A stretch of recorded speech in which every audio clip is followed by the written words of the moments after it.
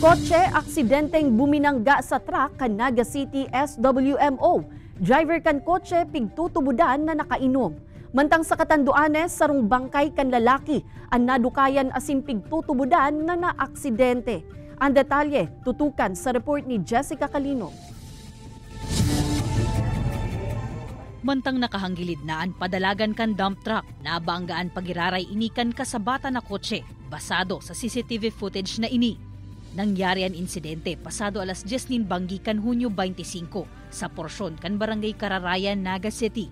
Animbueltong truck nakarehistro sa Naga City Solid Waste Management Office asin may kargang mga basura kan mangyari ang insidente. Actually, ang resulta ng investigation kung sino yung nagkamali. So, most probably yung driver ng Vios dahil nakainom. Unless may iba pang factor na magsasabi na may mali din yung government truck natin. Salbado man ang sakay kan truck, mantang lugadan ang driver asin duwa pang sakay kan kotse. Sa presente, pigtikitan pa sananin reckless driving ang driver kan kotse. Sa Virac, Catanduanes man, mayo na nin buhay kan madukayan ang sarong 43 anyos na lalaki sa may barangay Paho, Baguio, pasado alas 6 nin aga kan Hunyo 26. Ang bangkay kan lalaki, nakua kataid kan sarong motorsiklo, harani sa may konkretong poste. Pigtutubudan na naaksidente ang lalaki, makalihis na mag-inom sa saindang residensya kan Hunyo 25 nin Banggi, antes magdesisyong magpasiring sa pigbabantayan kaining farm.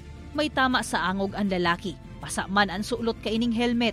Patuloy pa rin ang investigasyon natin dito. Hindi pa natin makukonclude na talagang walang foul play. Pero sa initial na findings nitong ating mga investigador, parang gano'n na din na aksidente itong bumangga roon kasi unang-una nakainom siya at madulas ang kalsada at umuulan ng mga gabi ng June 25. Liwat man na pigpapagiramduman kan pulisaan publiko na perming maglikay sa pagbaybay kan mga tinampo. Kaibanan si Carlo Abonita, Jessica Calinog, Balitang Bicolandia.